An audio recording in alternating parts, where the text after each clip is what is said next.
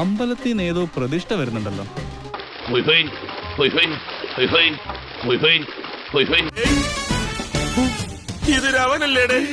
ദൈവമേ, ഇപ്പൊ താഴെ നിന്ന് മനുഷ്യനല്ലേ ഇത്? ഇതെങ്ങനെ കേറിയതല്ല, എന്നെ കേറ്റിയതാ. അല്ലെങ്കിൽ ഇപ്പൊ എന്റെ സിനിമ കുമ്മാട്ടിക്കളിയുടെ I will be very honest, ഞാൻ നന്നായിട്ട് പെർഫോം ചെയ്തിട്ടില്ല. അതൊരു ഓവറോൾ നല്ല ക്യാൻവസും അല്ല.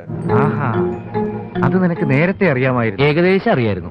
ബട്ട് അത് കാരണം വരുന്ന ട്രോൾസിൽ കേൾക്കുന്നത് വേറെ ആരുമല്ല, ഞാൻ മാത്രമാണ്. നീ നിർത്തിയിട്ട് പോ പണി, നിനക്കിത് പറ്റത്തില്ല.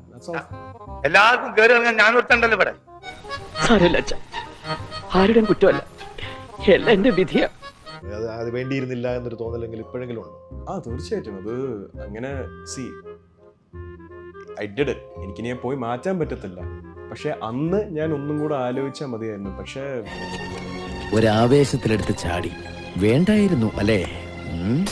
വിട്ടവളി ആന പിടിച്ചാ കിട്ടൂ.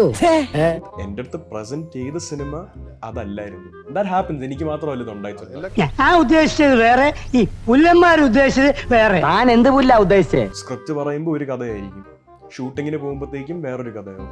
ഭയങ്കര മനസ്സ് സങ്കടത്തിലിരിക്കാൻ സന്തോഷ്, ഭയങ്കര മനസ്സൊക്കെ. നീ എന്നെ പറ്റിച്ചതാണ് എനിക്കറിയാം. ഞാൻ നല്ല ആക്ടർ ആവാനുള്ള കഴിവില്ലെങ്കിൽ ഈ ആൾക്കാരൊന്നും പറയേണ്ട ആവശ്യമില്ല. ഫൈൻ, എനിക്ക് പറ്റുമോ ഇല്ലയോ എന്ന് ഞാൻ ശ്രമിച്ച് തെളിഞ്ഞ് എനിക്കത് പറ്റത്തില്ല എന്ന് തെളിയുമ്പോൾ ഞാൻ പൊയ്ക്കോളാം. അതിനി അല്ലെങ്കിൽ ഞാൻ ഇവിടെ തന്നെ കാണും. അങ്ങനെയൊന്നും പുരുഷനെ പറഞ്ഞു വിടാമെന്ന് ആരും കരുതണ്ട. ഈ നാട് മുഴുവൻ ഇളക്കി മറിക്കും ഞാൻ.